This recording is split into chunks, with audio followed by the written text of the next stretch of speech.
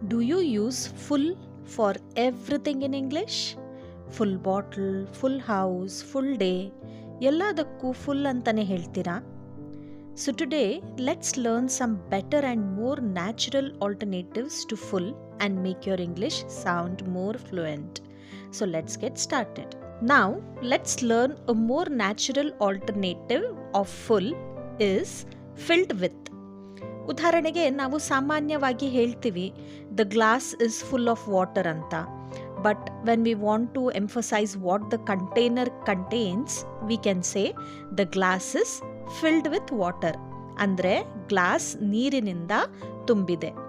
So filled means something contains a particular substance. ಅಂದರೆ ಒಂದು ವಸ್ತುವಿನ ಒಳಗೆ ಯಾವುದಾದ್ರೂ ಒಂದು ಪದಾರ್ಥ ತುಂಬಿದೆ ಅನ್ನುವಾಗ ಫಿಲ್ಡ್ ಎಂಬ ಪದನ ಬಳಸ್ಬೋದು. ಈಗ ಉದಾಹರಣೆಗೆ the cup is filled with coffee ಅಂದರೆ ಕಪ್ನಲ್ಲಿ ಕಾಫಿ ತುಂಬಿದೆ. The bowl is filled with rice ಬೌಲ್ನಲ್ಲಿ ರೈಸ್ ತುಂಬಿದೆ ಅಂತ ಬಟ್ಲಲ್ಲಿ. The bottle is filled with juice ಬಾಟ್ಲಿಯಲ್ಲಿ ಜ್ಯೂಸ್ ತುಂಬಿದೆ. The box is filled with chocolates ಬಾಕ್ಸ್ನಲ್ಲಿ ಚಾಕ್ಲೇಟ್ಸ್ ತುಂಬಿದೆ ಅಂತ. ಈಗ ಫುಲ್ ಎಂಬ ಪದಕ್ಕೆ ಇನ್ನೊಂದು ನ್ಯಾಚುರಲ್ ವರ್ಡ್ ಇದೆ. ಯಾವುದು? ಪ್ಯಾಕ್ಡ್ ಅಂತ. ಪ್ಯಾಕ್ಡ್ ಅಂದರೆ ಜನರಿಂದ ತುಂಬಿರುವುದು ಅಥವಾ ತುಂಬ ಕ್ರೌಡೆಡ್ ಆಗಿರುವುದು ಅಂತ ಅರ್ಥ ಬರುತ್ತೆ. ಉದಾಹರಣೆಗೆ ದ ಬಸ್ ಇಸ್ ಫುಲ್ ಅಂತ ನಾವು ಹೇಳ್ತೀವಿ. ಇದು ಕರೆಕ್ಟ್ ಆದರೂ ಬಸ್ನಲ್ಲಿ ತುಂಬ ಜನ ಇದ್ದಾರೆ ಅಂತ ಹೇಳೋಕ್ಕೆ ಇನ್ನೂ ನ್ಯಾಚುರಲ್ ಆಗಿ ನಾವು ದ ಬಸ್ ಇಸ್ ಪ್ಯಾಕ್ಡ್ ಅಂತ ಹೇಳ್ಬೋದು. ಅಂದರೆ ಬಸ್ನಲ್ಲಿ ಜನರಿಂದ ತುಂಬಿಕೊಂಡಿದೆ ಅಂತ ಅರ್ಥ ಬರುತ್ತೆ. ಪ್ಯಾಕ್ಡ್ ಅನ್ನೋ ವರ್ಡ್ ಅನ್ನು ಬಸ್ಸಸ್ ಅಥವಾ ಟ್ರೈನ್ಸ್, ರೂಮ್ಸ್, ಇವೆಂಟ್ಸ್ ಮುಂತಾದವುಗಳಿಗೆ ಬಳಸಬಹುದು. ದ ಬಸ್ ಇಸ್ ಪ್ಯಾಕ್ಡ್ ಬಸ್ನಲ್ಲಿ ತುಂಬ ಜನ ಇದ್ದಾರೆ. The train is packed train ಜನರಿಂದ ತುಂಬಿಕೊಂಡಿದೆ. ದ ರೂಮ್ ಇಸ್ ಪ್ಯಾಕ್ಡ್ ರೂಮ್ನಲ್ಲಿ ತುಂಬ ಜನ ಇದ್ದಾರೆ. ದ ಈವೆಂಟ್ ಇಸ್ ಪ್ಯಾಕ್ಡ್ ಈ ಈವೆಂಟ್ಗೆ ತುಂಬ ಜನ ಬಂದಿದ್ದಾರೆ ಅಂತ ಅರ್ಥ ಬರುತ್ತೆ. ಸೊ ಪ್ಯಾಕ್ಡ್ ಅಂದರೆ ಜನರಿಂದ ತುಂಬಿರುವ. ಈಗ ನೆಕ್ಸ್ಟ್ ವರ್ಡ್ ಕ್ರೌಡೆಡ್. ಕ್ರೌಡೆಡ್ ಅಂದರೆ ಒಂದು ಜಾಗದಲ್ಲಿ ತುಂಬ ಜನರು ಇರುವುದು, ಅಂದರೆ ಜನಸಂದಣಿಯಿಂದ ಕೂಡಿರುವುದು ಅಂತ ಅರ್ಥ. ಈಗ ಉದಾಹರಣೆಗೆ ನಾವು ದ ಮಾಲ್ ಇಸ್ ಫುಲ್ ಅಂತ ಹೇಳ್ತೀವಿ. ಇದು ಅರ್ಥ ಆಗುತ್ತೆ, ಬಟ್ ಒಂದು ಜಾಗದಲ್ಲಿ ತುಂಬ ಜನ ಇದ್ದಾರೆ ಅಂತ ಹೇಳೋಕ್ಕೆ ದ ಮಾಲ್ ಇಸ್ ಕ್ರೌಡೆಡ್ ಅಂತ ಹೇಳಬೇಕು. ಅಂದರೆ ಮಾಲ್ನಲ್ಲಿ ತುಂಬ ಜನ ಇದ್ದಾರೆ ಅಂತ ಅರ್ಥ ಬರುತ್ತೆ. So remember the simple rule. Crowded ಅಂದರೆ ಜನಸಂದಣಿಯಿಂದ ಕೂಡಿದೆ ಅಂತ ಅರ್ಥ. ಈಗ ಉದಾಹರಣೆಗೆ the market is crowded, the concert is crowded, the station is crowded, the beach is crowded ಅಂತ ಹೇಳ್ತೀವಿ. ಅಂದರೆ ಮಾರ್ಕೆಟಲ್ಲಿ, ಕಾನ್ಸರ್ಟಲ್ಲಿ, ಸ್ಟೇಷನ್ನಲ್ಲಿ, ಬೀಚ್ ಹತ್ರ ತುಂಬ ಜನ ಇದ್ದಾರೆ ಅಂತ ಅರ್ಥ ಬರುತ್ತೆ. ಸೊ ನೀವು ಒಂದು ಪ್ಲೇಸ್ನಲ್ಲಿ ತುಂಬ ಜನರನ್ನು ನೋಡಿದಾಗ ಇಟ್ಸ್ ಫುಲ್ ಅಂತ ಹೇಳೋ ಬದಲು ಇಟ್ಸ್ ಕ್ರೌಡೆಡ್ ಅಂತ ಹೇಳಿ.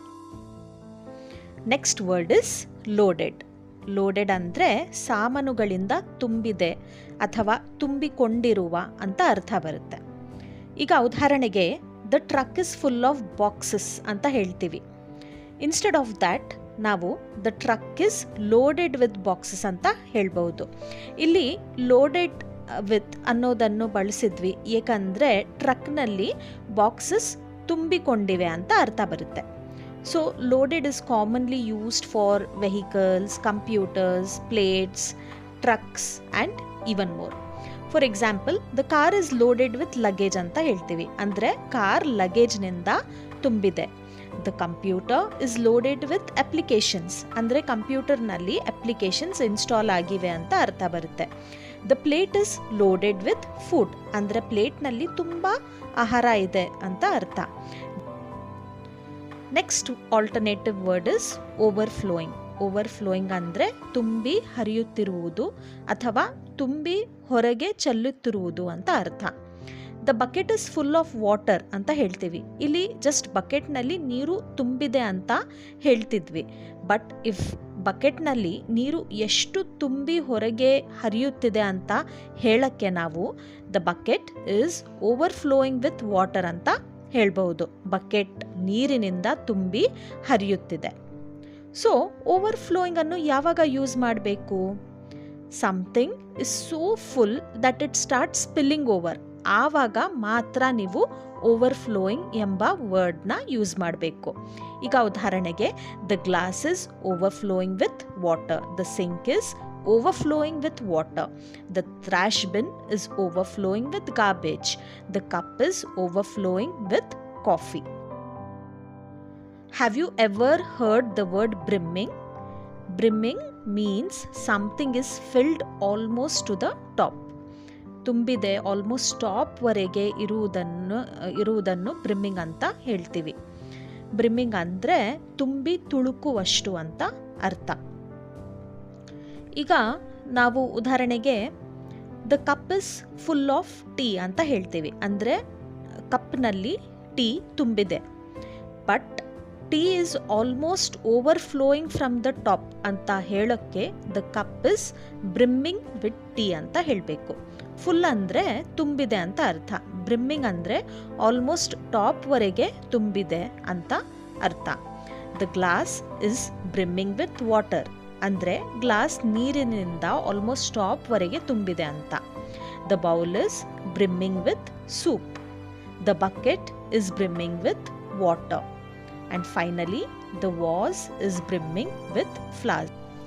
ಈಗ ಲಾಸ್ಟ್ ವರ್ಡ್ ಆಕ್ಯುಪೈಡ್. ಆಕ್ಯುಪೈಡ್ ಅಂದರೆ ಒಂದು ಪ್ಲೇಸ್ ಅಥವಾ ಒಂದು space already being used or filled. ಈಗ ಉದಾಹರಣೆಗೆ ಸಿನಿಮಾ ಹಾಲ್ನಲ್ಲಿ ಎಲ್ಲ ಸೀಟ್ಸ್ ಫಿಲ್ ಆಗಿದೆ ಅಂತ ಹೇಳೋ ಬದಲು all the seats R occupied ಅಂತ ಹೇಳ್ಬೋದು. ಅಂದರೆ ಎಲ್ಲ ಸೀಟ್ಸ್ನಲ್ಲೂ ಜನರು ಕುಳಿತಿದ್ದಾರೆ ಅಂತ ಅರ್ಥ ಬರುತ್ತೆ.